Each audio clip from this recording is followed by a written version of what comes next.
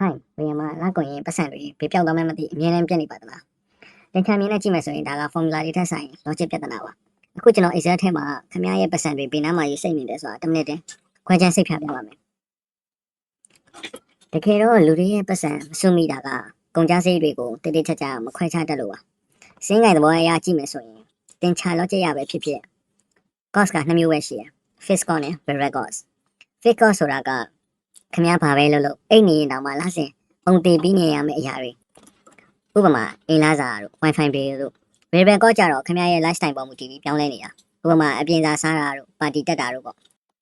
ကဲ exam ထဲမှာကျွန်တော်လက်တွေ့ကြည့်လိုက်ရအောင်ကျွန်တော်တို့ကဝင်ငွေကိုထားပါတော့3သိန်း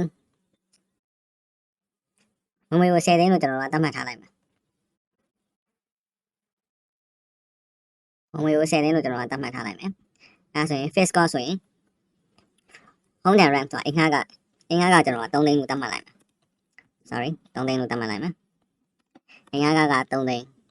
internet bill နဲ့ဗာဘုံညာဘူးကကျွန်တော်တို့က internet နဲ့ bill ကိုကျွန်တော်က9000လို့သတ်မှတ်လိုက်မယ်ဒါဆိုရင်ကျွန်တော်တို့က income ရဲ့ဘယ်လောက်ရာခိုင်နှုန်းနဲ့သိချင်တယ်ဆိုရင်ကျွန်တော်တို့ရဲ့ဥစ္စာကိုဒီ income ကိုပဲကြည့်တော့ကျွန်တော်တို့က income ရဲ့ 100% ကဝင်ငွေရတာ fixed cost ရဲ့ကျွန်တော်ကဒီအိမ်ငှားကနေ internet bill ကိုကဘယ်လောက်ရှိလဲသိချင်တော့ကျွန်တော်ကပေါင်းလိုက်ပါမယ်ဒီနှစ်ခုကိုပေါင်းလိုက်ပါမယ်အဲ့တော့3သိန်းခွဲရှိပါတယ်အိမ်ငှားကဝင်ငွေရဲ့ဘယ်လောက်ရာခိုင်နှုန်းနဲ့သိချင်တဲ့အတွက်ကြောင့်အိမ်ငှားကိုဒီဝင်ငွေနဲ့စားလိုက်မယ်ဆိုရင်ကျွန်တော်တို့ကအိမ်ငှားကဝင်ငွေရဲ့30ရာခိုင်နှုန်းရှိပါတယ်ဒီလိုပဲ internet နဲ့ဘေးရဲ့တန်ဖိုးကဘယ်လောက်ရှိလဲဆိုတာ percentage ဘယ်လောက်ရလဲဆိုတော့ကျွန်တော်ကသိချင်တဲ့အတွက်ကြောင့် internet bill ကိုတည်မယ် income နဲ့စားလိုက်ပါမယ်ဒါဆိုရင် 5% ရပါမယ်ဒါဆိုရင်ကျွန်တော်က fixed cost ရဲ့တန်ဖိုးဘယ်လောက်ရှိလဲဆိုတာသိချင်တဲ့အတွက်ကျွန်တော် total fixed cost ကိုတည်ရယ် sorry total fixed cost ကိုတည်ရယ် total fixed cost ကိုတည်ပြီးတော့ income နဲ့စားလိုက်ပါမယ်အဲ့တော့ကျွန်တော်တို့ကအခုမှ fixed cost နဲ့ကျွန်တော်ဝင်ငွေရဲ့35ရာခိုင်နှုန်းဟာပြောင်းသွားပါပြီဆိုလိုတာကခင်ဗျားကဘာမှမလုပ်လိုက်ရအောင်မနဲ့အဲ့ရကနိုးလာရုံနဲ့ခင်ဗျားရဲ့လစာရဲ့35ရာခိုင်နှုန်းဟာအိတ်ထဲကနေအလိုလျောက်ထွက်သွားပြီလို့မှတ်လိုက်ပါဒါကခင်ဗျားပြောင်းလဲဖို့ခက်တဲ့ baseline ပေါ့ကဲကျွန်တော်တို့ဒါ variable cost ကိုတစ်ချက်ကြည့်ကြည့်အောင် variable cost ဆိုတာကဒါ food and grocery ကျွန်တော်တို့စားတောက်စိတ်နဲ့ဒါစားတောက်အတွက်ဝယ်တဲ့ကုန်ကျန်းတွေဝယ်တယ်ကျွန်တော်တို့စားဖို့တောက်ဖို့ဝယ်တယ်ဟင်းဒီဟင်းတွေဝယ်တယ်ဒီကုန်ကျန်းစိတ်ကိုကျွန်တော်တို့က4သိန်းလို့ပဲသတ်မှတ်လိုက်မယ်4သိန်းလို့သတ်မှတ်လိုက်မယ်ပါတီတွေပါရသွားတာကိုကျွန်တော်က2သိန်းလို့သတ်မှတ်လိုက်မယ်ဒါဆိုရင်ကျွန်တော်တို့ကဒီအစားတောက်တဲ့ရိတ်တွေဟင်းဒီဟင်းတွေဝယ်တာတွေဟင်းချက်တာတွေ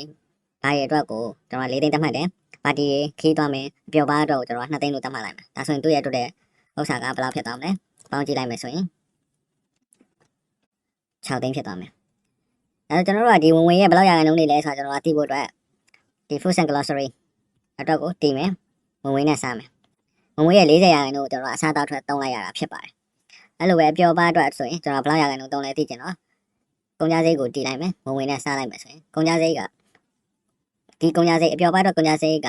ဝင်ငွေရဲ့20ရာခိုင်နှုန်းကုန်သွားမယ်အဲ့တော့ကျွန်တော်တို့ကဒီ variable cost တွေ total variable cost ကကိုလိုချင်တယ်ဆိုရင် total variable cost ကိုတည်ပြီးတော့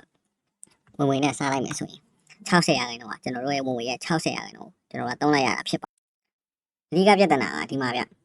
စားစိတ်နဲ့ပျော်ပါစိတ်တွေကိုပေါင်းလိုက်ရင်ဝင်ငွေရဲ့60ရာခိုင်နှုန်းဖြစ်နေပြီကြည့်လိုက်ပါဝင်ငွေ10သိန်းမှာ fixed cost နဲ့ variable cost နဲ့နှုတ်လိုက်မယ်ဆိုရင်နောက်ဆုံးကျန်တာက9000ပဲကျန်ပါတော့မယ်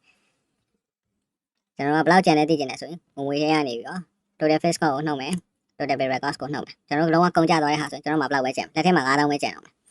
9000ဆိုတာကဝင်ငွေရဲ့5% ပါပဲဒါကြောင့်ခင်ဗျားလာကုန်ရင်ပတ်စံမကျန်တာဒီ35ရာခိုင်နှုန်းကခင်ဗျားပြောင်းလဲဖို့ခက်တဲ့ရာခိုင်နှုန်းဖြစ်နေပေမဲ့လေဒီ60ရာခိုင်နှုန်းကခင်ဗျားပြောင်းလဲလို့ရပါတယ်ဒီ variable cost ကတော့ခင်ဗျားလက်ထဲမှာရှိနေတာပါခင်ဗျားဒါကိုနည်းနည်းထိန်းလိုက်မယ်ဆိုရင်ဒီ saving 5% ကနည်းနည်းချက်ချင်းတက်လာမှာဖြစ်ပါတယ် logic ကိုနားလည်ရင်ပတ်စံစုရတာမခက်တော့ပါဘူးနောက်ဗီဒီယိုကြရင်ဒီရုံးလုပ်ငန်းတွေမှာအချိန်ကုန်ငါးစားတက်တာစီမဲ့ Excel ရဲ့ပေး